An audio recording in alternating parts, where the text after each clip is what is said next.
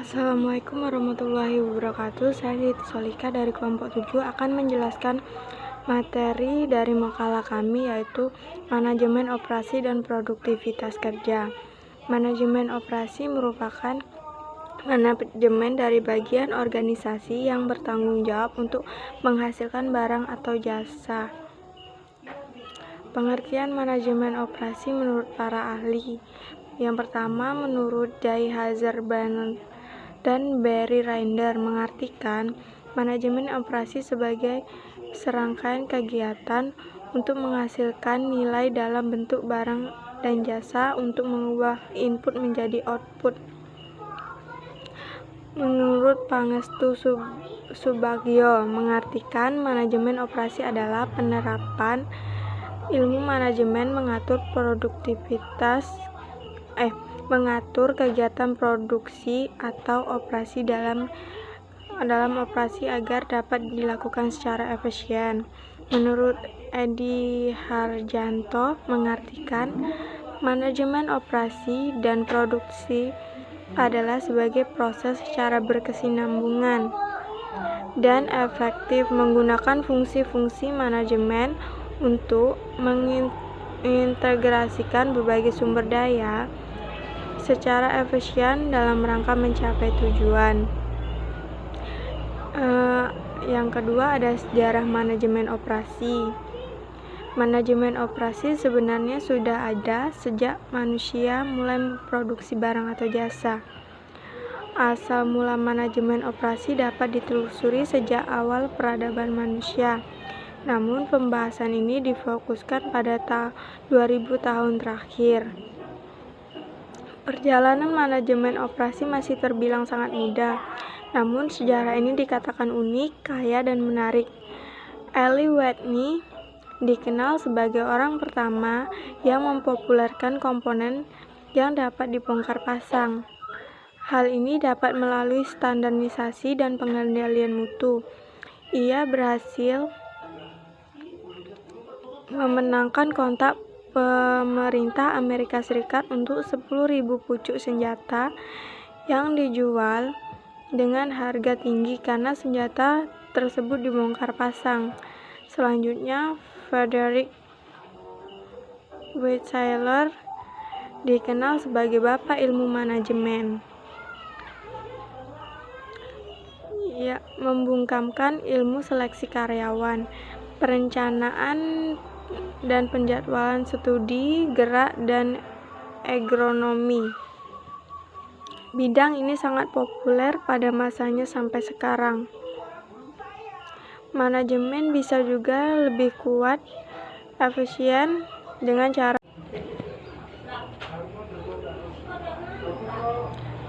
cara memperbaiki metode kerja. Tidak hanya itu, Taylor Henry, Grant Frank, dan Lillian Gilbert termasuk orang-orang pertama secara sistematis mencari cara terbaik untuk memproduksi. Dari Taylor, ada beberapa manajemen yang harus bertanggung jawab dan beberapa hal diantaranya. Yang pertama yaitu menempatkan pekerjaan tempat di tempat yang tepat. Yang kedua, menyediakan pelatihan yang memadai. Yang ketiga, menyediakan metode kerja dan bantu yang sesuai. Yang keempat, menerapkan sistem inisiatif atau imbalan untuk penyelesaian pekerjaan.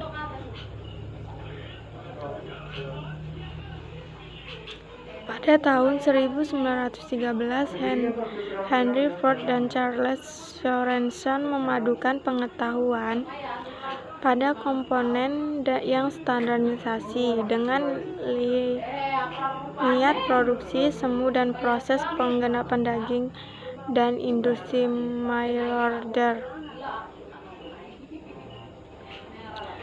Selain itu, menambahkan konsep baru pada lin produksi, yaitu para pekerja berdiri sementara bahan bergerak, pengendalian mutu yang besar dalam sejarah manajemen operasi. Seiring dengan kemajuan statistik, manajemen dan ilmu telah berkontribusi meningkatkan produktivitas Penemuan dalam ilmu pasti ada biologi, anatomi, kimia, dan fisika. Itu juga memberikan kontribusi terhadap kemajuan manajemen operasi, termasuk bahan perekat baru, proses kimiawi untuk papan sirkuit sinar gamma diperlukan untuk mensentralisasikan membuat gelas kualitas tinggi. Dengan demikian, desain produk dan proses sering bergantung pada ilmu biologi dan fisika. Selanjutnya, kontribusi penting bagi manajemen operasi yang datang dari ilmu informatika sebagai proses sistematis serta cara dapat dilakukan pada data untuk mendapatkan informasi. Ilmu informatika, internet, dan e-komersi memberikan sumbangan peningkatan produktivitas dan menyajikan barang yang lebih bervariasi pada masyarakat. Terdapat beberapa peluang yang tersedia untuk manajer operasi, di antaranya itu yang pertama, manajer pabrik. Sebuah divisi di perusahaan Fortune 1000 mencari manajer pabrik di wilayah Upper Hudson. Pabrik ini memasok peralatan galangan kapal untuk pasar komersial. Beberapa persyaratan yang harus dipenuhi calon manajernya antara lain harus berpengalaman dalam manajer pabrik, termasuk keahlian di bidang perencanaan produksi. Yang kedua, memiliki kemampuan menulis dan berkomunikasi dengan baik. Yang ketiga, menguasai teknik dan strategi mengatur karyawan. Yang kedua, ada direktur pembelian. Calon direktur pembelian harus memiliki persyaratan, yaitu yang pertama, memiliki pengetahuan menyeluruh dalam bidang fungsi pembelian harian. Yang kedua, memiliki kemampuan menelaah program perjalanan. Yang ketiga, memiliki kemampuan membina kerjasama antar sesama distributor dan mengkoordinasikan aktivitas operasional. Yang keempat, siap bekerja sama dengan penjual membangun katalog di internet. Yang kelima, harus bisa dalam semua kategori makanan. Yang keenam, dapat bekerja sama dalam tim dan mempunyai orientasi terhadap keuntungan imbalan. Untuk materi selanjutnya akan dijelaskan oleh teman dari kelompok saya. Ada Supriyati, Gustiana, Aulia, dan Ainun Kolbi. Kami persilakan. Pengertian manajer menurut para ahli. Yang pertama ialah menurut Jay Heiser dan Bray Render pada tahun 2005 mengartikan manajemen operasi sebagai serangkaian kegiatan yang menghasilkan nilai dalam bentuk barang dan jasa dengan mengubah input dengan output. Yang kedua ialah menurut Edi Herjanto pada tahun 2003 mengartikan manajemen operasi dan produksi adalah sebagai proses yang secara berkesinambungan dan efektif menggunakan fungsi-fungsi manajemen untuk mengintegrasikan berbagai sumber daya secara efisien dan dalam rangka mencapai tujuan. Yang kedua yaitu sejarah manajemen operasi. Manajemen operasi sebenarnya telah ada sejak mulai manusia memproduksi barang dan jasa. Asal mula manajemen operasi dapat ditelusuri sejak awal peradaban manusia. Namun pembahasan ini difokuskan pada 200 tahun terakhir. Dari Taylor adalah manajemen harus bertanggung jawab dalam beberapa hal. Di antaranya yang pertama, menempatkan pekerja yang tepat di tempat yang tepat. Yang kedua, menyediakan pelatihan yang memadai. Yang ketiga, menyediakan metode kerja dan alat bantu yang sesuai. Yang keempat, menerapkan sistem insentif atau imbalan untuk penyelesaian pekerja. Keputusan dalam manajemen operasi membutuhkan individu yang ahli dalam ilmu manajemen, ilmu informatika, dan ilmu biologi atau fisika. Pada kenyataannya, yang dapat dilihat pada beragamnya cara dapat ditempuh seorang mahasiswa untuk mempersiapkan karir di bidang manajemen operasi. Menjelaskan tentang persiapan manajemen operasi menuju masa depan. Ada beberapa prediksi strategi mengenai manajemen operasi pada masa depan. Di antaranya yaitu pengetahuan manajemen rantai pasok yang fleksibel akan semakin penting demi membangun kapabilitas produksi, mass customization untuk produksi dan jasa. Aliansi lintas fungsi akan menjadi faktor kunci dalam pengembangan lini produk baru atau mengisi kesenjangan lini produk. Usaha kecil dan menengah atau UKM akan semakin berperan dalam setiap jaringan rantai pasok.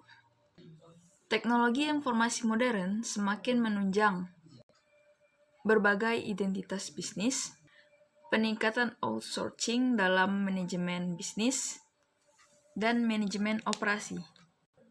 Aplikasi model-model 3D dalam manajemen operasi untuk desain layout pabrik, desain produk, desain proses produksi, dan simulasi keselamatan kerja. Pertumbuhan ekonomi dan peningkatan kemakmuran mengakibatkan tuntutan customer terhadap layanan dan produk menjadi lebih terspesialisasi. Pada akhirnya, kesimpulannya adalah pasar sudah beralih fungsi dari lokal menjadi global.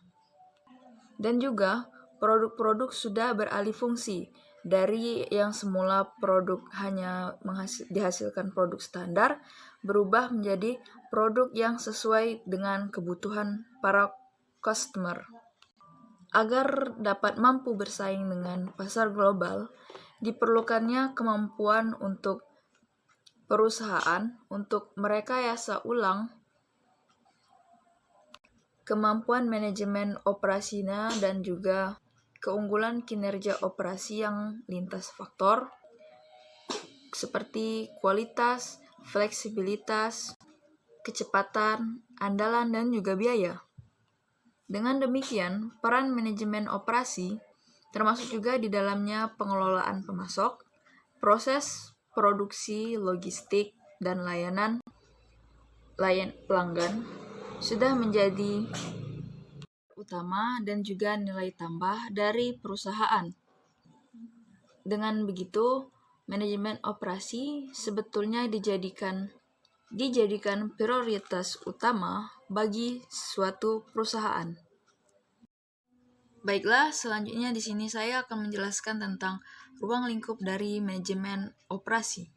Ada beberapa dari ruang lingkup tentang manajemen operasi, di antaranya yaitu pertama, aspek struktural.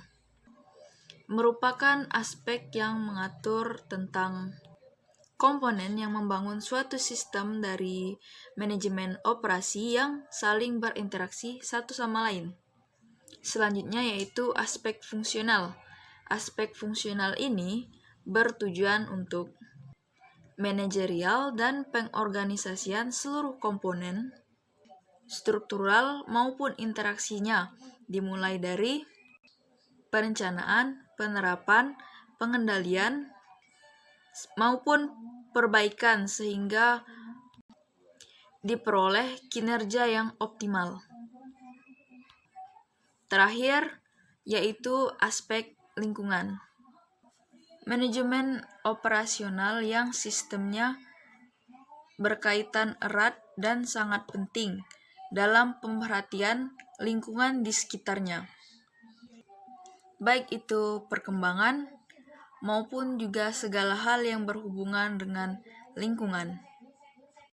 Selain itu, ruang lingkup dari manajemen operasional yang berhubungan dengan proses pengoperasian sistem produksi,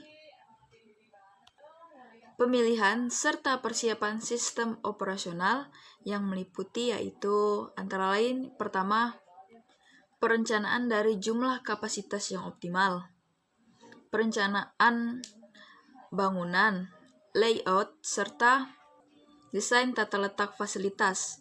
Selanjutnya, desain proses transformasi, lalu desain aliran kerja, kemudian manajemen persediaan, lalu manajemen proyek, lalu membuat schedule kerja, dan juga pengawasan dan pengendalian kualitas kerja, dan yang terakhir yaitu pemeliharaan faktor produksi atau pengendalian fasilitas produksi. Itu sekian dari saya, terima kasih. Baiklah, Assalamualaikum warahmatullahi wabarakatuh. Saya Ainun Kolbi akan melanjutkan penjelasan dari Saudari Aulia, yaitu peranan manajer operasi dalam fungsi manajemen. Peranan dan fungsi dari manajer operasi sangat strategis dalam mengembangkan sistem produksi yang tangguh untuk menciptakan produk atau jasa lebih efektif dan efisien. Fungsi manajemen operasi dalam menghasilkan produksi berupa barang dan jasa. Semua jenis organisasi menjalankan 3 fungsi demi kelangsungan hidup organisasi. Fungsi-fungsi tersebut yaitu pemasaran, produksi atau operasi, dan keuangan atau akuntansi. Selanjutnya yaitu produktivitas kerja. Produktivitas kerja sering dikaitkan dengan cara dan sistem yang efisien, sehingga proses produksi berlangsung tepat waktu dan dengan demikian tidak diperlukan kerja lembur dengan segala implikasinya, terutama implikasi biaya. Selanjutnya yaitu ada pengertian produktivitas menurut para ahli, yaitu menurut Hussein Umar, tahun 1998, P9.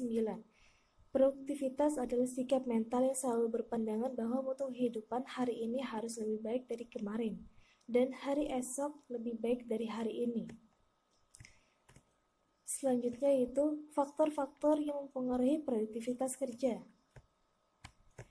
Yang pertama ada pelatihan, yang kedua mental dan kemampuan fisik karyawan, yang ketiga hubungan antara atasan dan bawahan. Selanjutnya yaitu faktor-faktor yang menyebabkan turunnya produktivitas kerja. Faktor yang menyebabkan turunnya produktivitas kerja antara lain yaitu yang pertama menyusun presensi, yang kedua meningkatkan labor turnover atau perpindahan buruh tinggi, yang ketiga meningkatnya kerusakan, dan yang terakhir timbulnya kegelisahan, tuntutan, dan pemogokan. Selanjutnya yaitu faktor-faktor yang menentukan produktivitas kerja. Menurut hasil pengamatan, faktor keinginan para pekerja bukan hanya imbalan yang besar saja, tapi ada faktor yang lain yang lebih penting dari itu, yaitu yang pertama pekerjaan yang menarik, upah yang baik, keamanan dan perlindungan dalam pekerjaan, lingkungan atau suasana kerja yang baik, pengertian dan simpati atas persoalan-persoalan pribadi, kesetiaan pimpinan pada si pekerja, disiplin kerja dan keras. Selanjutnya aspek-aspek produktivitas kerja diukur dari yang pertama kemampuan kerja, yang kedua lingkungan kerja, yang ketiga kompensasi, yang keempat jaminan sosial, dan yang terakhir hubungan kerja. Assalamualaikum warahmatullahi wabarakatuh. Saya Supriyati. Saya akan melanjutkan materi yang sudah teman saya bacakan tadi mengenai aspek produktivitas kerja. Selain itu, aspek-aspek produktivitas kerja juga meliputi pegawai atau tenaga kerja. Pegawai atau tenaga kerja sangat menentukan tinggi rendahnya produktivitas. Tenaga kerja yang berkualitas meningkatkan produktivitas dalam suatu organisasi kerja. Motivasi merupakan dorongan yang muncul dalam diri seseorang untuk melakukan sesuatu. Peningkatan produktivitas kerja pegawai lebih ditekankan pada motivasi internal, di mana masing-masing individu mendorong dirinya sendiri untuk meningkatkan produktivitas kerjanya.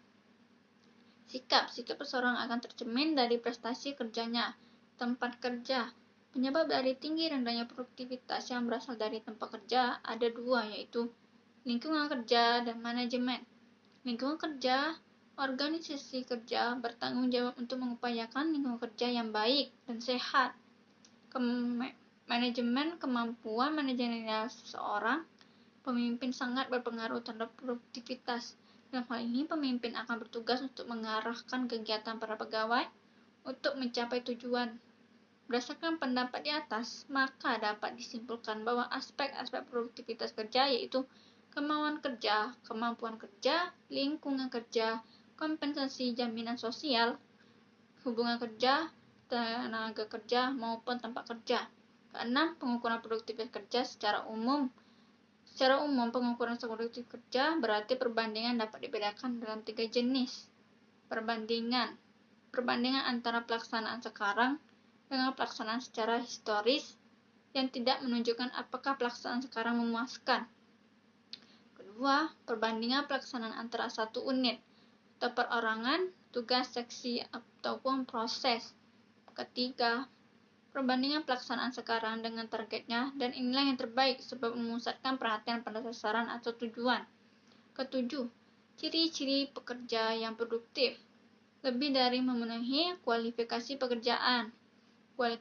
Kualifikasi pekerjaan dianggap hal yang mendasar, karena produktivitas kerja yang tinggi tidak mungkin tanpa kualifikasi yang benar. Produktivitas tinggi, motivasi sebagai faktor kritis. Pegawai yang bermotivasi berada pada jalan produktivitas yang tinggi. Mempunyai orientasi pekerjaan positif. Sikap seseorang terhadap tugasnya sangat mempengaruhi kinerjanya. Dewasa, memperlihatkan kinerja yang konsisten dan hanya memerlukan pengawasan minimal. Dapat bergaul dan efektif. Kemampuan untuk menetapkan hubungan antara pribadi yang positif adalah aset yang sangat meningkatkan produktivitas. Kedelapan, meningkatkan peranan manajer sumber daya manusia di sektor publik demi meningkatkan produktivitas. Semangat bagi perbaikan produktivitas di dalam pemerintah membuka peluang bagi peranan yang lebih luas, yang bisa dilakukan intervensi oleh manajer dalam upaya meningkatkan produktivitas melalui motivasi.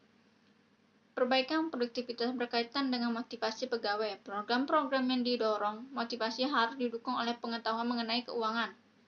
Harus mampu menaksir dampak keuangan dari hasil program, biaya program, pelatihan pegawai baru, dan waktu yang dipakai untuk itu. Justru harus diperhitungkan secara massal oleh manajer. Kesembilan, metode penilaian kinerja. Metode penilaian berorientasi pada masa lalu. Rating scale. Penilaian prestasi kerja dengan menggunakan skala tertentu dari rendah sampai tinggi. Contohnya, kualitas kerja, nilai yang baik, baik, sedang, jelek, sangat jelek. Checklist.